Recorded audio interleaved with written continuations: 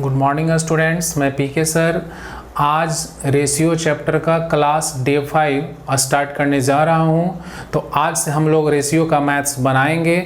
अब देखिएगा कितना कम से कम समय में वो सारे के सारे मैथ्स बनना स्टार्ट होगा, क्योंकि क्लास डे 4 तक हम लोग सिर्फ कॉन्सेप्ट सीखे हैं कि कैसे रेशियो फाइंड आउट करना है। तो वो तो हम लोग अब सीख लिए, जो टाइम लगना था लग गया। अब हम लोग को यहाँ से मैथ्स बनाना है, वो रेशियो ही नहीं बाकी सब चैप्टर में अब वो सारे के सारे कॉन्सेप्ट हम लोग यूज करेंगे। तो यहाँ से अब तैयार हो जाइए और बस देखिए कैसे हम लोग मैथ रेशियो चैप्टर का बनाते चले जाएंगे। तो यहाँ से आइए, टाइप नंबर 1 लिखिए। टाइप नंबर 1 में क्या है कि रेशियो तथा एब्सोल्यूट वैल्यू के आपसी संबंध पर आधारित प्रश्नावली। क्या टाइप 1 में है? रेशियो तथा एब्सोल्यूट वैल्यू के आपसी संबंध पर आधारित प्रश्नावली। इसका रूल क्या है?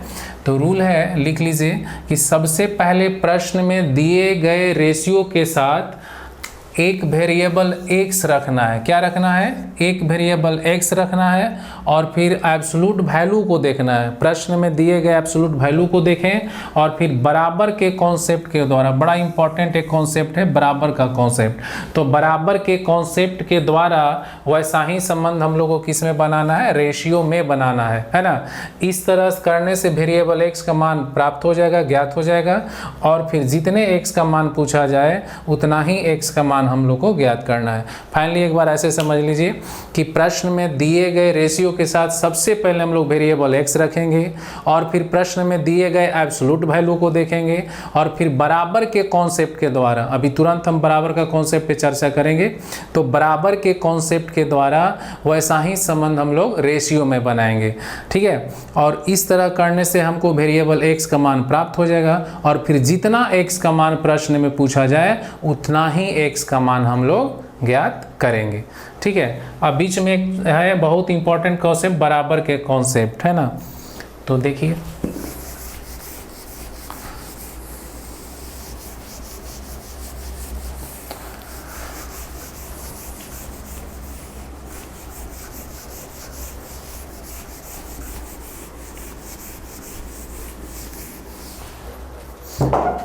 हेडिंग लिखिए बराबर का कॉन्सेप्ट।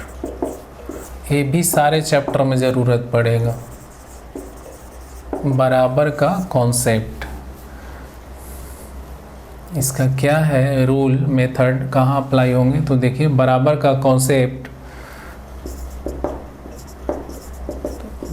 बराबर का कॉन्सेप्ट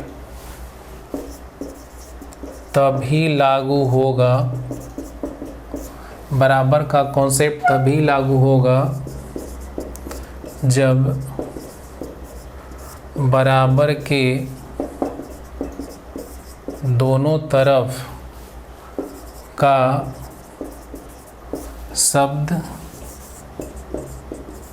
समान हो या उसका अर्थ समान हो, उसका मीनिंग समान हो, अर्थ समान हो। एग्जाम्पल देखिए, एग्जाम्पल नंबर पहला, बराबर का कॉन्सेप्ट क्या कहता है कि बराबर का कॉन्सेप्ट तभी लागू होगा जब बराबर के दोनों तरफ, लेफ्ट तरफ राइट तरफ, बराबर के दोनों तरफ का शब्द क्या होना चाहिए? सेम होना चाहिए या उसका सेम मीनिंग निकलना चाहिए। ये भी सारे चैप्टर में ज़रूरत आगे पढ़ेंगे। तो बराबर का कॉन्सेप्ट तभी लागू होगा जब बराबर के दोनों तरफ का शब्द समान हो या उसका अर्थ समान हो। जैसे एग्जाम्पल नंबर पहला बताइए, पास बराबर क्या होगा? पास। फेल बराबर क्या होगा? फेल। बॉयज़ बराबर क्या होगा? बॉयज़। अगर किसी प्रश्न में अंतर दिया हुआ है तो अंतर बराबर क्या होगा? अंतर।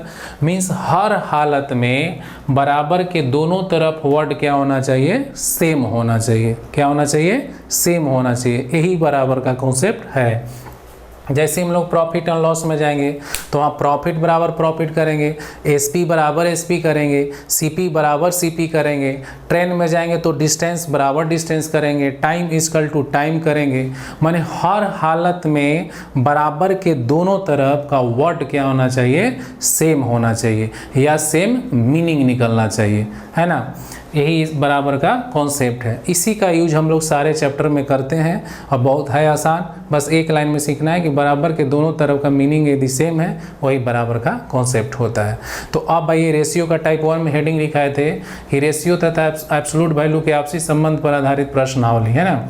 बनाने का तरीका था कि सबसे पहले प्रश्न में दिए गए रेशियो के साथ वेरिएबल एक्स रखना है, फिर एब्सोल्यूट वैल्यू को देखना है और फिर बराबर के कॉन्सेप्ट के द्वारा वैसा ही संबंध रेशियो में बनाना है और फिर जितने एक्स का मान पूछा जाएगा उतने एक्स का मान हम लोग को ज्ञात करना है। कुछ क्वेश्चंस देखिए। अब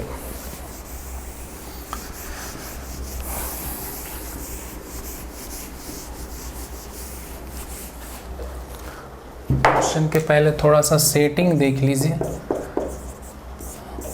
सेटिंग समझ में आ जाएगा तो मज़ा आ जाएगा। एब्सोल्यूट वैल्यू और इधर है रेशियो, कैसे हम लोग को हल करना है उसके पहले सेटिंग थोड़ा सा देख लिया जाए। पहला, एब्सोल्यूट वैल्यू में यदि ए का मान दिया हुआ है तो रेशियो भी हम लोग किसका ले लेंगे, रेशियो ए का ले लेंगे, ठीक है। नंबर 2, यदि यहाँ पे बी का मान दिया हुआ है तो रेशियो किसका ले लेंगे, रेशियो हम लोग बी का लेंगे, क्योंकि जानते हैं कि ए बराबर ए, बी बराबर बी। अभी बराबर का कॉन्सेप्ट सिखाए हैं कि बराबर का कॉन्सेप्ट तब भी लागू होगा जब बराबर के दोनों तरफ क्या होना चाहिए, सेम होना चाहिए। यदि एब्सोल्यूट वैल्यू दिया हुआ है ए प्लस बी का मान, किसका दिया हुआ है, ए प्लस बी का मान, तो रेशियो में भी हम लोग क्या कर लेंगे, ए प्लस बी। माने जैसा एब्सोल्यूट वैल्यू रहेगा वैसा ही संबंध बना देना है रेशियो में। रेशियो अगर एब्सोल्यूट वैल्यू ए प्लस बी है तो रेशियो में भी ए प्लस बी कर देंगे। एब्सोल्यूट वैल्यू में बी का मान दिया हो तो बी का रेशियो ले लेंगे, ए का मान दिया हुआ है तो रेशियो ए का ले लेंगे, ठीक है। नंबर 4, यदि यहाँ ए माइनस बी का मान दिया हुआ है तो रेशियो में भी हम लोग क्या कर देंगे, ए माइनस बी कर देंगे। मीन्स जैसा एब्सोल्यूट वैल्यू वैसा ही संबंध किस में बना देना है, रेशियो में। रेशियो में यदि मेल का मान दिया हुआ है तो मेल का वहाँ से रेशियो लेंगे, यदि एब्सोल्यूट वैल्यू में मेल का मान दिया हुआ तो रेशियो में भी मेल का लेंगे। मैंने जैसा एब्सोल्यूट वैल्यू रहेगा वैसा ही संबंध हम लोग कहाँ बनाएंगे, रेशियो में। तो ठीक है, यही सेटिंग है। सेटिंग कहता है कि जैसा एब्सोल्यूट वैल्यू बिल्कुल उसी को हम लोग क्या कर लेंगे, रेशियो में उठा लेंगे, ठीक है। माने हर हालत में बराबर का कॉन्सेप्ट फॉलो करना है। कुछ क्वेश्चन देखा जाए, उसके बाद हम लोग और आगे बढ़ेंगे। तो क्वेश्चन नंबर पहला है कि किसी धन को ए और बी में 5:4 के अनुपात में बांटा गया है। देखिए कितना आसान है, एक बार समझ लीजिए। किसी धन को ए और बी में 5:4 के अनुपात में बांटा गया है। चलिए फिर आगे कह रहा है कि यदि बांटा गया कुल धन 2700 रुपया है, बांटा गया कुल धन कितना है, 2700। ध्यान देना टोटल धन पूछ रहा है।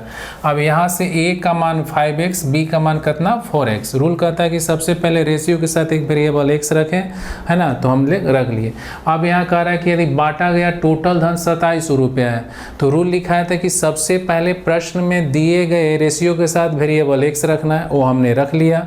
फिर वहाँ से फिर एब्सोल्यूट वैल्यू को देखें तो एब्सोल्यूट वैल्यू देख रहे हैं कि कितना है, प्रश्न में 2700 रुपया है।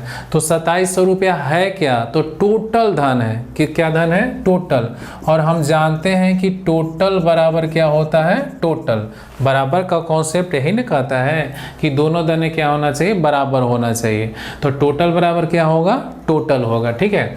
अब टोटल यहाँ पे एब्सोल्यूट वैल्यू क्या दिया हुआ है, 2700 रुपया। तो यदि 2700 रुपया टोटल है तो यहाँ भी टोटल कर देंगे, तो 5 और 4 कहते हैं ना 9, तो 9x हो जाएगा। तो इधर टोटल 9x हुआ, इधर टोटल 2700 होगा। एक बार फिर से सेटिंग समझ लीजिए, एकदम सब चैप्टर में ज़रूरत पड़ेगा। कह रहा है कि किसी धन को ए और बी में 5:4 के अनुपात में बांटा गया। चलिए सही है, 5x 4x कर लिए। यहाँ से फिर आगे दिया हुआ है कि बांटा गया टोटल धन 2700 रुपया है। एब्सोल्यूट वैल्यू, सारा खेल एब्सोल्यूट वैल्यू पे है। जैसा एब्सोल्यूट वैल्यू रहेगा वैसा संबंध आपको प्रतिशत में, प्रतिशत नहीं, रेशियो में बनाना है। प्रतिशत में भी वैसा ही है, अगर एब्सोल्यूट वैल्यू है तो उसका परसेंटेज में संबंध बनाते हैं। तो खैर वो तो नेक्स्ट चैप्टर का है। तो अभी आप लोगों को क्या करना है कि एब्सोल्यूट वैल्यू यहाँ 2700 टोटल दिया था, अभी टोटल कर देंगे। यदि 2700 ए का हिस्सा देता तो सिर्फ ए का रेशियो लेते, अगर 2700 रुपया बी का देता तो सिर्फ यहाँ से बी का रेशियो देते। मैंने सारा खेल किस पे है, एब्सोल्यूट वैल्यू पे। तो एब्सोल्यूट वैल्यू 2700 है टोटल, तो यहाँ से दोनों को टोटल कर दिए। ये ए का रहता तो ए का देते, बी का रहता तो बी का देते। सिंपल सा लॉजिक यही है। तो अब बताइए x बराबर 9 × 27 तो कितना 300 है ना। तो पूछ रहा है प्रश्न में कि उसमें a का हिस्सा तो 5x है, तो 5 तिया कितना 1500, ये आंसर हो गया। तो जब एक बार अगर दिमाग में सेट हो जाए तो x वगैरह सब माइंड में मानेंगे, इतना पेन छूना नहीं है। बस हम तो वहाँ से देखेंगे कि किसी धन को a और b में 5:4 के अनुपात में बांटा गया तो 5x 4x हो, तो दिमाग में है मेरा। फिर देख रहे हैं कि टोटल धन वहाँ 2700 रुपया था, टोटल 5×4 = 9, तो 9x बराबर 2700, x बराबर 300, तो 5 तिया 1500। तो ऐसे हम लोग बना लेंगे। तो पेन की ज़रूरत नहीं पड़ेंगे, बिल्कुल मॉकिंग हो गए। लेकिन अभी चूंकि आपको सीखना है तो 1-2 बार पेन यूज़ कर लीजिए, फिर अपने आप छूट जाएगा। अपने आप लगेगा कि ज़्यादा टाइम लग रहा है, ऐसे ही बन जाएगा, मौखिक बन जाएगा। तो जब मौखिक बनने लग जाएगा तो यही तो मेरा मोटो है कि हमको मौखिक बनाना है। यही तो मेरा एम है कि आपका कम से कम टाइम में सारा चैप्टर में रूल अप्लाई हो, यूज हो, कॉन्सेप्ट यूज हो। ये ना कि एक चैप्टर में गए फिर अगला चैप्टर में 50 कॉन्सेप्ट, फिर अगला चैप्टर में 50 कॉन्सेप्ट, सब जगह आपका यही अप्लाई होंगे। Next question number 2। Question number दूसरा जो है लिखा है कि किसी शहर में पुरुष तथा महिला की संख्या का अनुपात 11:9 है। मतलब किसी शहर में मेल एंड फीमेल की संख्या का रेशियो 11:9 है, तो 11 और 9x कर लेंगे, है ना। अब देखेंगे एब्सोल्यूट वैल्यू कि यदि पुरुषों की संख्या महिला की संख्या से 1800 अधिक है, पुरुषों की संख्या जो है महिला की संख्या से 1800 क्या है, अधिक है। और हम जानते हैं कि अधिक बराबर अधिक होता है, बोल नहीं रहे। बराबर का कॉन्सेप्ट यही ना सिखाए हैं। अरे भाई साहब बोलिए, मैथ में जब तक टन टन नहीं करिएगा तो फिर कैसे होगा, बोलिए जल्दी से। तो अधिक बराबर क्या होगा, अधिक होगा। तो उधर अधिक देख रहे हैं कितना दिया हुआ है प्रश्न में 1800, और यहाँ कितना अधिक है बताइए, ये 9 है, 11 है, अंतर कितना का हुआ 2x का हुआ। मेल 11x है, फीमेल 9x है, तो इसे कितना अधिक हुआ 2, तो इधर अधिक हो रहा है 2 और इधर अधिक हो रहा है 1800, तो अधिक बराबर अधिक। यही तो सेटिंग हमको करना है, ई सेटिंग करने आ जाएगा तो इसी पे सारा आगे चैप्टर है। इसलिए x बराबर बताइए कितना हो जाएगा 900। तो पूछा जा रहा है कि उस शहर की कुल जनसंख्या ज्ञात करें। कुल का मतलब टोटल, तो टोटल में मेल प्लस फीमेल को जोड़ देना है। तो 11×9 कितना होगा 20x, तो 9 दूनी 18,000, ऐसे बना लेना है। एक बार फिर से समझ लीजिए क्या करना है। जैसा एब्सोल्यूट वैल्यू आएगा वो अगर अधिक देगा तो अधिक कर लेंगे, अधिक कम बड़ा छोटा ये सब अंतर का डिनोट करता है, वो भी हम आपको लिखवा ही देते हैं। चलिए एक VVI पॉइंट है वो ज़रा पहले देख ही लीजिए। अधिक कम बड़ा छोटा हार जीत जल्दी देरी तेज धीरे, ये सभी का मीनिंग होता है अंतर। ये सभी का मीनिंग क्या होता है, अंतर। अंतर का मतलब क्या करना है, माइनस। यदि किसी भी प्रश्न में वो चाहे जिस भी चैप्टर का हो, यदि अधिक कम बड़ा छोटा हार जीत जल्दी देरी तेज धीरे आ जाए तो डायरेक्टली डिनोट करेगा अंतर का। हम आपसे 5000 अधिक कमाते हैं, राम की आय श्याम की आय से 5000 अधिक है, ए बी से 10 वर्ष बड़ा है, तो अधिक कम बड़ा छोटा हार जीत जल्दी देरी तेज धीरे, ये सभी के सभी वर्ड क्या डिनोट करते हैं, अंतर का डिनोट करते हैं। जैसे अभी दिया था कि किसी शहर में पुरुष तथा महिला की संख्या का अनुपात 11:9 है ना। यदि पुरुषों की संख्या महिला की संख्या से 1800 अधिक है, 1800 अधिक है का मतलब मेल और फीमेल में अंतर कितना का चल रहा है, 1800 का चल रहा है, ठीक है। बस अंतर दे दिया तो माइनस कर लेंगे। तो अधिक कम, फिर से एक बार मेरे साथ बोलिए कौन कौन सा वर्ड है, अधिक कम, बड़ा छोटा, हार जीत, जल्दी देरी, तेज धीरे, ये सभी शब्द अंतर का डिनोट करता है। कहीं भी मिल जाए बस माइनस कर देना है, ठीक है, बड़ा में से छोटा घटा लेना है। आगे बढ़े, चलिए नंबर 3 पे आइए। तीसरा नंबर क्वेश्चन है, किसी धन को ए, बी और सी में 2, 3, 5 के अनुपात में बांटा गया। किसी धन को ए, बी, सी में 2:3:5 के अनुपात में बांटा गया। एकदम लो से, एकदम जीरो से चल रहे हैं हम लोग, जीरो से, है ना। जब ये बनने लग जाएगा तो इसे हार्ड मिलेगा। सब पीडीएफ फाइल में टाइप प्रिंट किया हुआ है, वो सब आपको पीडीएफ फाइल में उपलब्ध है। वेबसाइट पे जाइएगा पीके ऑब्जेक्टिव इंस्टीट्यूट पे, वहाँ सब आप डाउनलोड कर सकते हैं। जैसे वहाँ जाइएगा तो पूरा धीरे धीरे उसका जो लेवल है हाई होते गया है। तो पहले हमको जीरो लेवल से चलना है, तो वहाँ से चलते चलते जब हम लोग धीरे धीरे सीख जाएंगे तो टफ भी बहुत अच्छा से बनने लगेगा, है ना। तो आराम आराम से चलिए देखिए। तो किसी धन को ए, बी और सी में 2, 3, 5 के अनुपात में बांटा गया। तो ए का 2x, बी 3x, सी 5x। ये सब माइंड का चीज़ है, सिर्फ माइंड में रखना है, ये सब में पेन आपका यूज नहीं करना, आगे देखेंगे बनवाएंगे हम। तो कह रहा है कि किसी धन को ए, बी, सी में 2, 3, 5 के अनुपात में बांटा गया, ठीक है। यदि सी किया है, बी किया है से 4000 रुपया अधिक है, फिर अधिक आ गया, तो अधिक का मतलब क्या, अंतर। तो सी किया है और बी किया है में अंतर कितना का चल रहा है, 4000 का। तो यहाँ सी और बी में अंतर कर लेंगे। तो बताइए 5 में से 3 गया, बताइए। और एक बार लिख दे रहे हैं ऐसे, लेकिन ये सब लिखना नहीं है, फास्ट बनने लग जाएगा। 5 में से 3 गया 2 और 2x बराबर 4000, तो x बराबर कितना 1000, 2000। तो पूछ रहा है कि बांटा गया टोटल धन, टोटल में तो हम लोग ऐड कर लेते हैं। तो 5, 3, 8 और 2 कितना 10, तो 10x बराबर बताइए क्या हज़ार हो जाएगा, 20,000 हो जाएगा। तो ऐसे बना लेना। अब इसी को हम लोग को विदाउट पेन कैसे बनाना है, तो सिंपल सा सिर्फ रेशियो देखेंगे, एब्सोल्यूट वैल्यू को देखेंगे, और बाकी हमको देखना ही नहीं है। तो हम देख क्या रहे हैं उसमें कि किसी धन को ए, बी, सी में 2, 3, 5 के अनुपात में बांटा गया, 2x, 3x, 5x माइंड में मान लिए। फिर कह रहा है कि सी किया है, बी किया है से 4000 रुपया अधिक है। मीन्स अधिक का मतलब अभी सीखा है क्या होता है, अंतर होता है। तो सी और बी में अंतर कर लेंगे। तो 5 में से आपका कितना, सी का 5 है तो बी का 3 है, तो 5 में से 3 गया कितना 2, तो 2x बराबर 4000, तो x बराबर 2000। तो बांटा गया टोटल धन पूछ रहा है, सबको जोड़ देंगे। तो 5, 3, 8, 8 और 2 10, और 10x में 2000 से गुना करेंगे। तो जल्दी से बताइए 10 गुना 2000 बराबर 20,000। तो ऐसे हम लोग को मैथ बस्ट एग्जाम्पल देखा जाए। नंबर 4, किसी धन को ए, बी और सी में 1/2 कह रहा है कि किसी धन को ए, बी, सी में 1/2, 1/3, 1/4 के रेशियो में बांटा गया। सबसे पहले हमको बताइए कि कौन सा रेशियो है। याद कीजिए, जो रेशियो फ्रैक्शन के रूप में उसको सीक रेशियो कहते हैं, याद आ रहा है। 1 छिपा के 2 गुना करते थे, तो पहले इसको हेल्दी रेशियो में हम लोग क्या कर लेंगे, कन्वर्ट कर लेंगे। तो 2 छिपाएंगे तो 4 तिया बताइए 12, 3 छिपाएंगे तो 4 दूना कितना 8, 4 छिपाएंगे तो 3 दूना 6, और इसको शॉर्ट करेंगे तो 6:4:3। ए आया हेल्दी रेशियो किसके किसके बीच में, A/P/C, है ना। तो कह रहा है कि किसी धन को ए, बी और सी में 1/2, 1/3, 1/4 के अनुपात में बांटा गया, ठीक है। यदि ए को बी से 10,000 रुपया अधिक प्राप्त हुआ, फिर अधिक आ गया, तो अधिक का मतलब क्या होता है बताइए, अभी बताए थे, अधिक कम बड़ा छोटा सब क्या होता है, अंतर। तो अंतर किसके किसके बीच चल रहा है, तो कह रहा है कि यदि ए को बी से 10,000 रुपया अधिक मिल रहा है। अब बताइए यहाँ पे ए को मिल रहा है 6x, बी को मिल रहा है 4x, कितना अधिक मिल रहा है, मीन्स ए और बी में अंतर कितना का है, तो 2x का है, और 2x बराबर क्या हज़ार दिया हुआ है, 10,000, तो x बराबर कितना हज़ार हो जाएंगे, 5,000।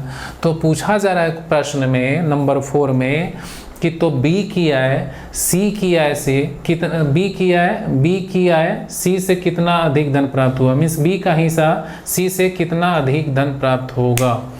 प्रश्न कह रहा है कि किसी धन को ए, बी और सी में 1/2 अनुपात 1/3 अनुपात 1/4 के अनुपात में बांटा गया।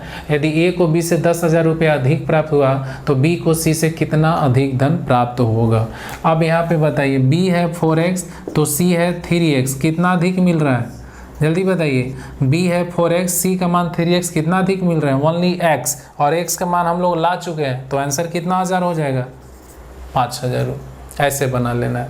फिर से एक बार देखिए, कह रहा है कि किसी धन को a b c में 1/2 1/3 1/4 की इस 2 में बांटा गया। ठीक है, इसको सबसे पहले c के रेशियो से किस में कन्वर्ट कर लिए, हेल्दी रेशियो में, और इसके करने के बाद फिर देखेंगे कि एब्सोल्यूट वैल्यू क्या है।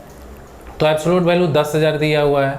10,000 है क्या, तो a को b से 10,000 अधिक मिल रहा है। अधिक का मतलब अंतर, तो a और b में अंतर कितना का यहाँ चल रहा है, 6 में से 4 गया 2, और 2x बराबर 10,000 तो x बराबर कितना 5,000। तो कह रहा है कि b को c से कितना अधिक धन मिलेगा, b को मिल रहा 4 तो c को मिल रहा 3, कितना ज़्यादा मिल रहा है ओनली x, और x का ऑलरेडी हम लोग को मान आ चुका है तो आंसर कितना हो जाएगा 5,000। ऐसे बना लेना है। नेक्स्ट नंबर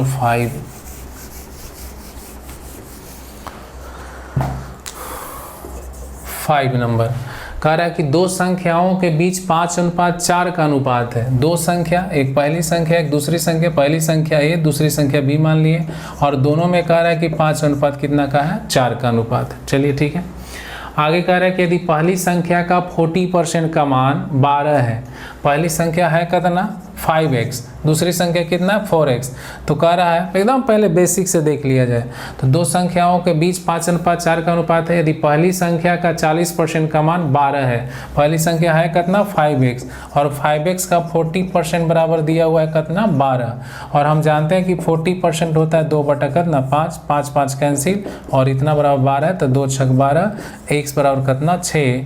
तो पूछ रहा है दूसरी संख्या बताइए, x का मान 6 तो 4x का मान 6 होगा कहता ना 24। ऐसे बना लेना है ना। नंबर नेक्स्ट नंबर कितना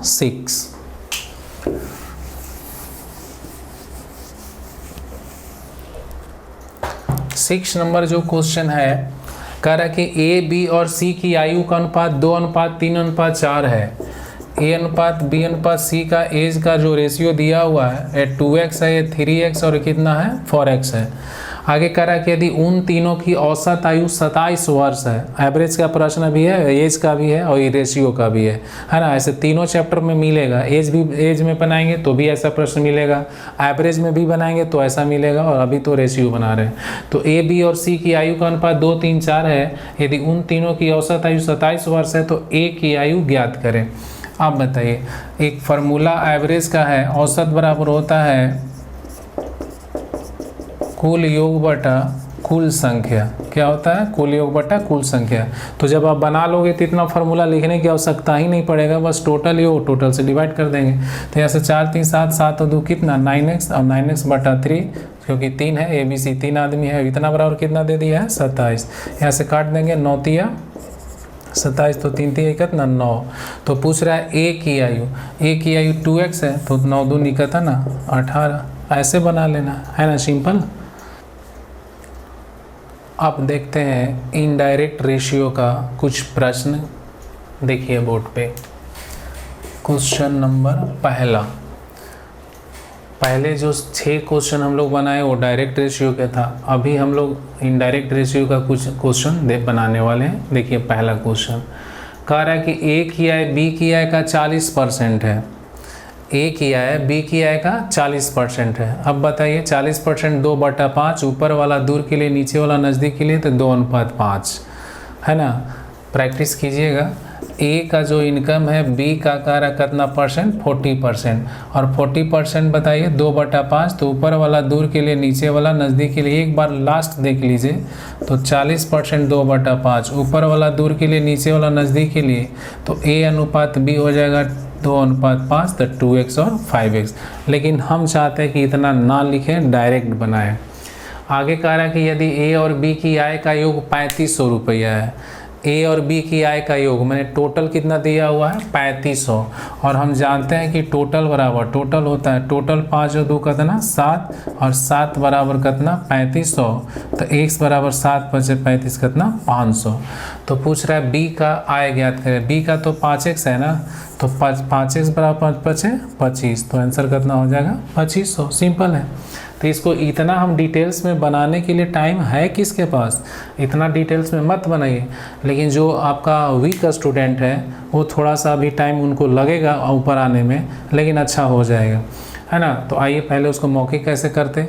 ए की आय बी की आय का 40% है, 40% 2/5 होता है, तो ऊपर वाला दूर के लिए, नीचे वाला नज़दीक के लिए, तो 2:5 बांटा गया। टोटल धन 3500 रुपये है, तो 5 और 2 7, 7 बराबर 35, तो x बराबर 500।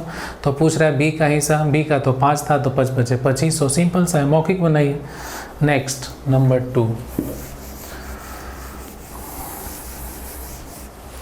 नंबर 2 है क्वेश्चन नंबर दूसरा, ए की आय का 45%, बी की आय का 30% है। सब हम लोग क्वेश्चन बना चुके हैं, रेशियो निकालें। एक बार फिर से हम आपको दिखाना चाह रहे हैं। देखिए ए का 45% बी के 30% के बराबर है, ए का 45% बी के 30% के बराबर है। तो पहला काम इसको रेशियो निकालना, याद कीजिए 15 या 45, 15 दूना 30, और इधर वाला उसका उधर वाला इसका पढ़ा चुके हैं। तो ए अनुपात बी हो जाएगा 2 अनुपात कितना 3, और ये रेशियो निकालने के लिए तो बहुत प्रैक्टिस हम करा चुके हैं।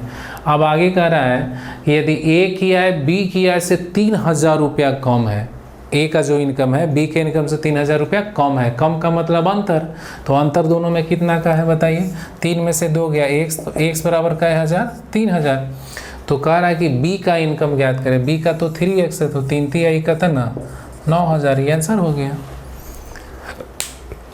इसको भी मौखिक कर सकते थे। ए की आय का 45%, बी की आय का 30%, तो मौखिक काटेंगे 15 या 45, 15 दूना 30, इधर वाला उसका उधर वाला इसका 2 अनुपात 3 आ जाता। तो पेन को यूज़ करना ही नहीं, वो अपने आप छूट जाएगा, टेंशन नहीं लीजिए, वो आराम से अपने आप हो जाएगा। नंबर कितना, तीसरा नंबर क्वेश्चन कह रहा है कि ए की आय बी की आय से 20% अधिक है। याद है ना, परसेंटेज में अधिक रहे तो 100 में क्या कर लेना है, जोड़ लेना है। तो ए की आय जो है बी की आय से 20% अधिक है, हम लोग ऐसे कर देते ना, याद है ना, प्लस 20% ऑफ बी, 100 में जोड़ते थे तो 120% ऑफ बी, ए भाव 120 बटा इसको 100 करेंगे, है ना, तो 20 छक्का 20 से बी बचे 100, ऊपर वाला दूर के लिए नीचे वाला नज़दीक के लिए, तो ए अनुपात बी हो जाएगा 6 अनुपात 5। इतना करने के क्यों फेर में हैं, क्यों इतना टाइम आप लगा रहे हैं। 20% अधिक 120, 120% 100/5, 25% अधिक अगर रहता है तो 125% 5 अनुपात 4, 50% अधिक रहता है तो 50% 150, 150/100 करेंगे, 50 या 150 तो 3 अनुपात 2। 3 इम्पॉर्टेंट है जो अभी हम लिखवा दे रहे हैं, वो हमेशा रिपीट करेगा। तो ए की आय बी की आय से 20% अधिक है, 6 अनुपात 5 होता है ना, तो 6 अनुपात 5 कर दिए। अब यहाँ से कह रहा है यदि बांटा गया कुल धन 5500 रुपया है, टोटल कितना है 5500, और टोटल का मतलब क्या होता है, टोटल बराबर टोटल। अब यहाँ से देख रहे हैं कि टोटल बराबर टोटल, तो 6 5 11x, 11x बराबर कितना है 5500, तो x बराबर कितना हो जाएगा 500। तो पूछ रहा है ए का हिस्सा ज्ञात करें, ए का तो 6 है, तो 6 5 कितना 3000, तो 3000 आपका आंसर हो गया। नेक्स्ट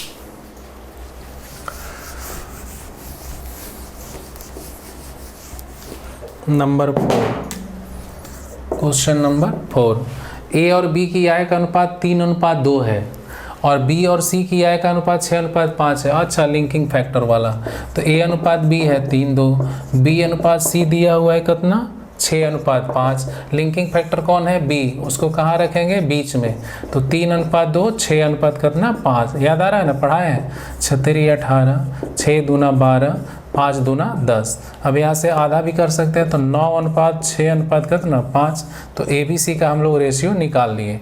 अब आगे कह रहा है कि यदि ए की आय 1800 है, 1800 रुपया जो है ओनली किसका है, ए का, तो ए का रेशियो ले लेंगे। ए का रेशियो यहाँ पे कितना है 9x, क्योंकि हम जानते हैं कि ए बराबर ए होता है, और ए का मान 9x है, तो 9x बराबर 1800, तो x बराबर बोलो ना 200। तो पूछ रहा है कि बी और सी की आय का योग कितना होगा, बी और सी बताइए जल्दी से। 6 5 कितना 11, तो 11 दूना कितना 22, तो आंसर हो जाएगा 2200 रुपया। ठीक है, तो ऐसे हम लोग को इसको बनाना है।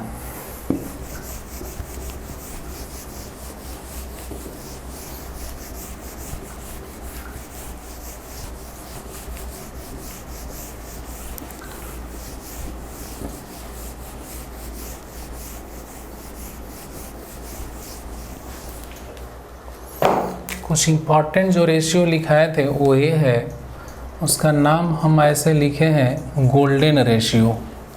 हम उसको नाम दिए हुए हैं क्या, golden ratio.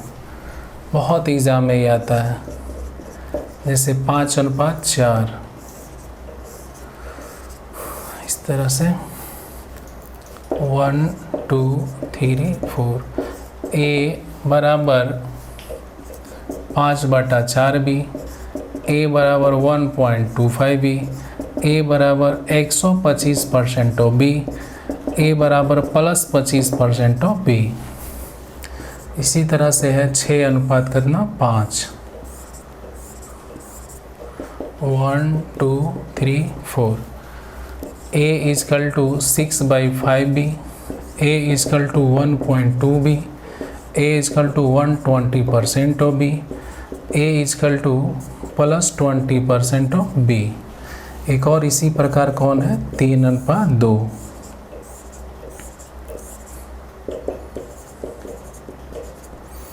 A is equal to 3/2b, a is equal to 1.5b, a is equal to 150% of b, a is equal to +50% of B.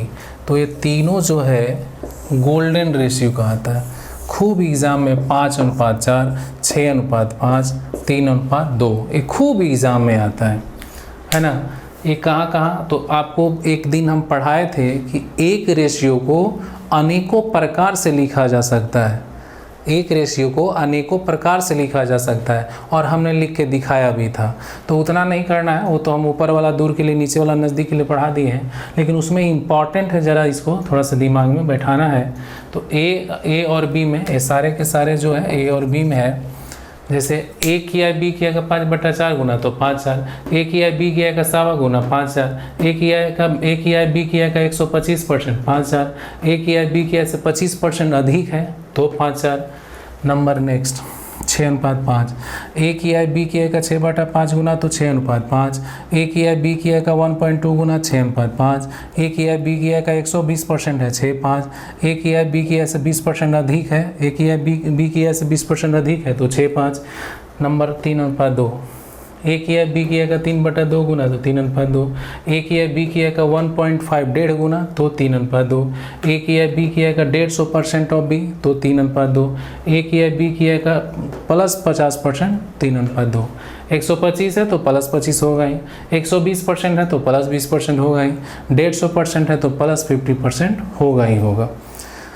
ठीक है, तो यहाँ तक हम लोग को आज का टारगेट था, और लास्ट में ये बोल के जा रहे हैं कि जितना भी पढ़ा रहे हैं उसको फेयर ज़रूर कीजिएगा, और पढ़ने का थोड़ा सा तरीका बदलिए, क्योंकि ये सबके साथ प्रॉब्लम है ऑनलाइन वाला, है ना। चूँकि आदत थी नहीं सबको पढ़ने का ऑनलाइन या पढ़ाने का भी। वही बात है कि बिन दूल्हा बारात वाला जो हाल है, बिना दूल्हा के बारात जाना, तो उसी तरह से यहाँ पे स्टूडेंट्स नहीं और पढ़ाना है, तो थोड़ा सा तो है ही प्रॉब्लम। लेकिन कोई बात नहीं है, जब हम लोग कोशिश करेंगे तो कामयाब तो होंगे ही। और प्लस में एक चीज़ और समझना है, सोचना है कि जैसे ऑफलाइन में 1 घंटा हम पढ़ते थे, बिल्कुल घर पे वैसे ही 1 घंटा हम टाइम देकर पढ़ेंगे। ये ना कि बस 5 मिनट अभी वीडियो देख लिए, कि वो वीडियो तो हैं आते हैं घूम करके फिर 5 मिनट देख लेंगे, तो ऐसा करने से नहीं होगा। जब आप रूटीन इसको बनाइएगा कि नहीं 1 घंटा जैसे ट्यूशन हम जाते थे, मेंटली प्रिपेयर हो गए कि वहाँ पे हम बैठेंगे और पढ़ेंगे, तो वैसे ही बिल्कुल घर पे भी वैसे ही करना है। यानी कि मोबाइल में है, आज 10 मिनट देख लेंगे, कल 15 मिनट देख लेंगे, फिर 5 मिनट देख लेंगे, तो वैसे बिल्कुल तैयारी होने वाला नहीं है।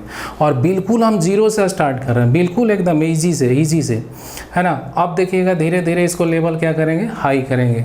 तो जब आप एसएससी का सीजीएल वाला प्रश्न बनाने लगेगा, तब लगेगा कि नहीं अब मेरी मैथ बहुत अच्छा होते जा रहा है ना। तो इस तरह से थोड़ा सा मेहनत कीजिए, प्रयास कीजिए, और तत्पर रहिए। अभी वैकेंसी भी बिहार दरोगा का 2200 आ चुका है, तो इसी तरह से वैकेंसी तो आते ही रहेगी। और बहुत सारे स्टूडेंट क्या करते हैं कि दिमाग में बैठ जाता है कि अभी वैकेंसी नहीं है, रेलवे का नहीं है, तो ये नहीं है, बैंक का नहीं है, वैकेंसी आएगा तब तैयारी करेंगे।